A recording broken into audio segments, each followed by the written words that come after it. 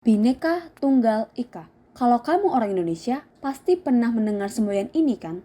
Bahkan, semboyan ini dapat kita temui pada cengkraman kaki burung Garuda dalam setiap bingkai-bingkai Pancasila yang dipajang pada setiap dinding kelas. Semboyan yang berarti berbeda-beda tetapi tetap satu, ini menyatakan bahwa meskipun dari Sabang sampai Merauke terdapat begitu banyak suku, agama, dan bahasa, semuanya tetap menjadi satu sebagai satu bangsa Indonesia. Namun, seperti yang kita ketahui, Indonesia atau Nusantara tidak selalu bersatu di dalam sejarah. Ada masanya di mana setiap suku, agama, kelompok, dan daerah yang tersebar di seluruh Nusantara memiliki hidup mereka masing-masing. Mereka memiliki kebudayaan dan perjuangannya masing-masing. Tidak ada alasan bagi mereka untuk bersatu, malahan lebih banyak alasan bagi mereka untuk bersaing. Tapi ini semua akan berubah setelah datangnya Belanda untuk menjajah, dan perubahan ini akan memuncak pada abad ke-20. Setelah pemerintah kolonial menerapkan sistem politik etis, Nusantara memasuki babak baru dalam sejarah Indonesia modern, yaitu menuju era kebangkitan nasional. Jawa dan Madura yang pada saat itu adalah satu keresidenan menjadi pusat dari berkembangnya babak baru ini.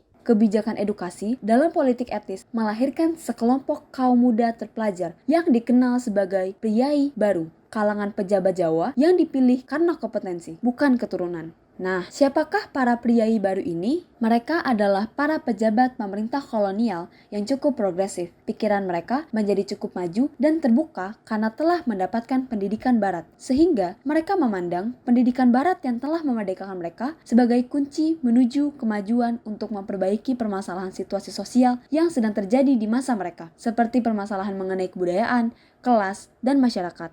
Para priai baru ini juga terdiri dari orang-orang yang dikenal sebagai kelompok Islam Abangan, yaitu kelompok orang-orang Muslim Jawa yang cenderung mistik, yang lebih terikat pada kesenian Jawa yang memiliki nilai pra-Islam seperti wayang dan tidak terlalu giat menjalankan tuntutan upacara agama Islam.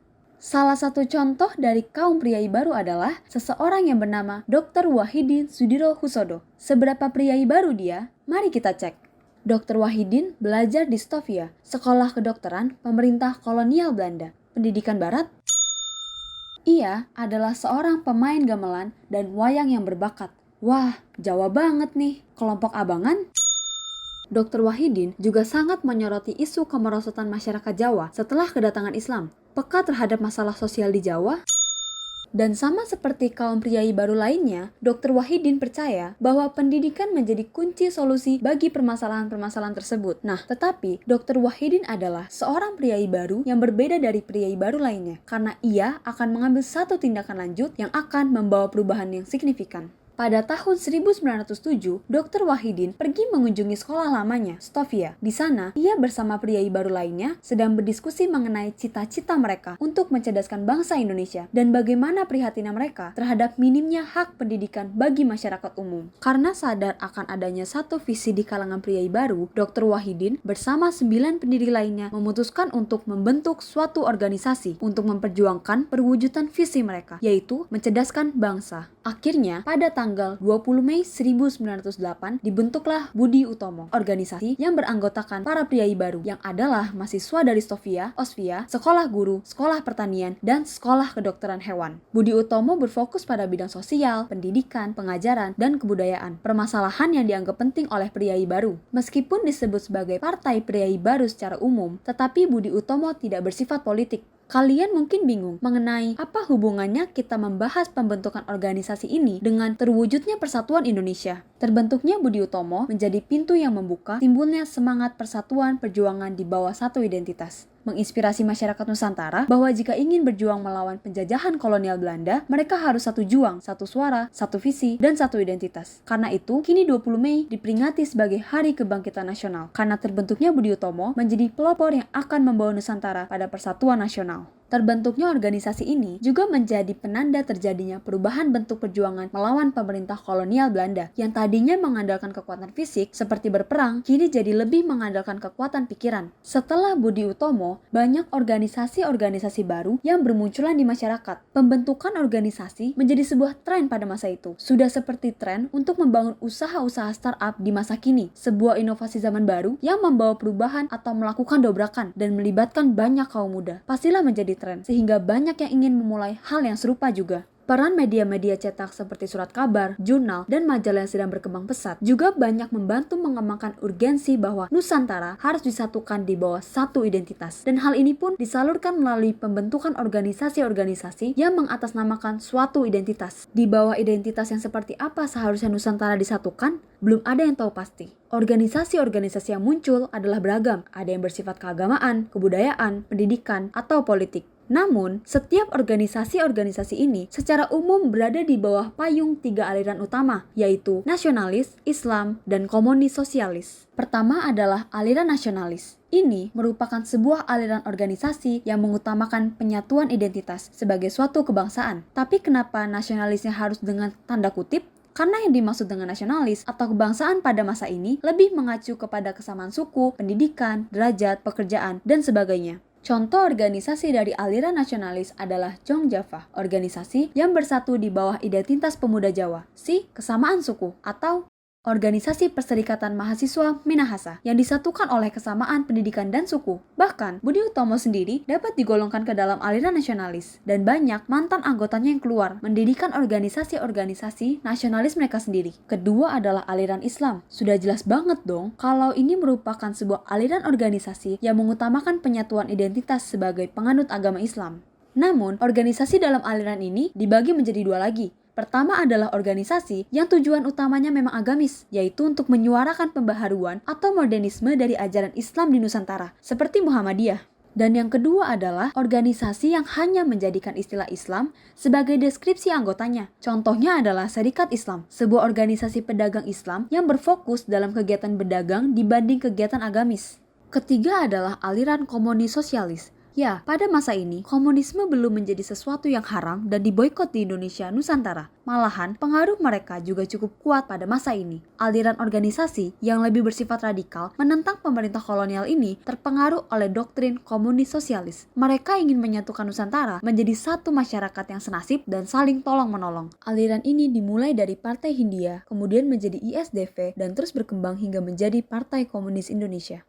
Namun, doktrin komunis sosialis yang dipegang oleh aliran ini berbeda dengan yang dipegang oleh Marx dan Lenin. Mereka lebih memegang komunisme yang telah diadaptasi ke dalam kebudayaan Jawa, seperti menjadikan masa kerajaan Majapahit sebagai sebuah cita-cita masyarakat tanpa kelas yang ingin mereka tuju, serta menjadikan tokoh-tokoh perang Jawa seperti Pangeran Diponegoro, Kiai Maja, dan Sentot sebagai pahlawan dari PKI. Selain dari 3 aliran ini, ada juga beberapa aliran lainnya, seperti organisasi serikat pekerja yang berfokus memperjuangkan hak-hak buruh dan kesejahteraan rakyat secara umum. Bahkan, ada juga organisasi yang unik, seperti Gerakan Samin, yang semacam sebuah kelompok perlawanan petani Jawa yang dipimpin oleh seorang buta huruf. Tapi, kita tidak akan terlalu membahasnya di sini.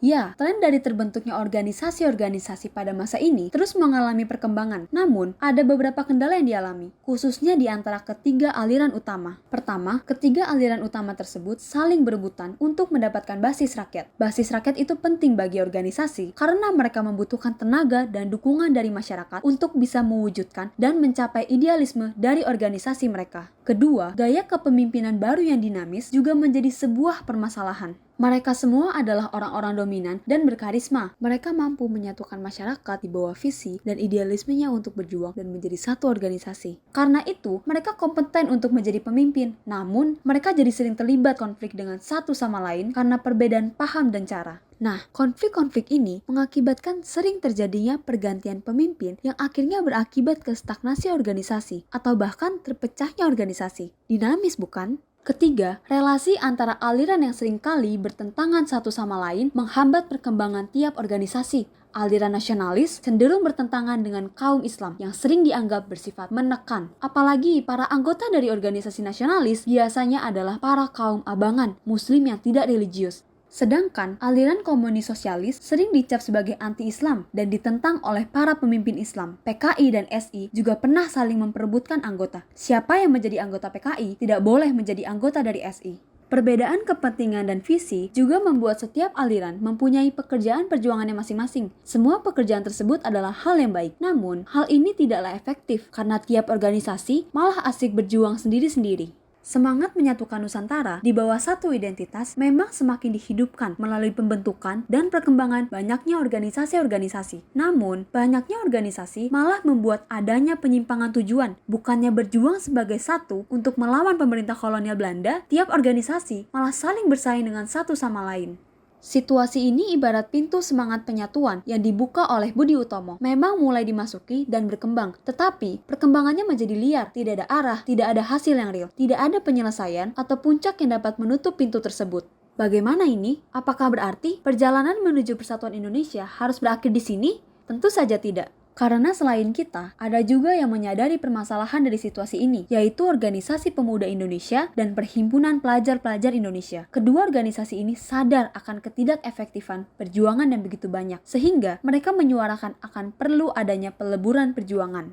Demi menyelesaikan permasalahan ini, kedua organisasi ini memutuskan untuk menyelenggarakan sebuah kongres yang mempertemukan seluruh pemuda dari berbagai organisasi yang berbeda untuk membicarakan satu persoalan, masalah persatuan. Kongres ini disebut sebagai Kongres Pemuda I yang diselenggarakan pada 30 April 1926 yang dipimpin oleh Muhammad Tabrani, seorang anggota dari Chong Java. Kongres ini memiliki agenda untuk 1. Memajukan persatuan dan kebangsaan, 2. Menguatkan hubungan antara sesama perkumpulan pemuda kebangsaan, dan dihadiri oleh wakil dari organisasi Jong Java, Jong Sumatra Nenbon, Jong Ambon, Sekarukun, Jong Islami Tinbon, Studerenden Minahase, Jong Bataksbon, Sarekat Islam, dan Pemuda Kaum Sofi. Kira-kira inilah yang terjadi di dalam Kongres Pemuda I. Seorang pemuda PPPI membuka kongres ini dengan menyampaikan sebuah pidato yang berjudul Indonesia Bersatu, yang menyampaikan bahwa perlu ada kesepakatan dari pemuda dari berbagai organisasi untuk mengutamakan persatuan di bawah satu identitas bangsa Indonesia, melampaui batas etnis, ideologi, dan agama. Jangan utamakan kepentingan diri atau kelompok, utamakanlah kepentingan bangsa. Itulah yang ingin ditanam melalui pidato tersebut. Dalam kongres ini, Muhammad Yamin, seorang pemuda dari Sarekat Islam, juga mengumandangkan ide mengenai bahasa persatuan, sebuah bahasa pengantar dan pergaulan yang digunakan di Indonesia. Pada kala itu, ia menyarankan bahasa Melayu sebagai bahasa nasional. Kongres Pemuda I berhasil dalam menyuarakan gagasan persatuan di bawah satu identitas, bukan sebagai organisasi atau kelompok tertentu, tetapi sebagai bangsa Indonesia. Cita-cita ini pun mulai diterima di kalangan pemuda.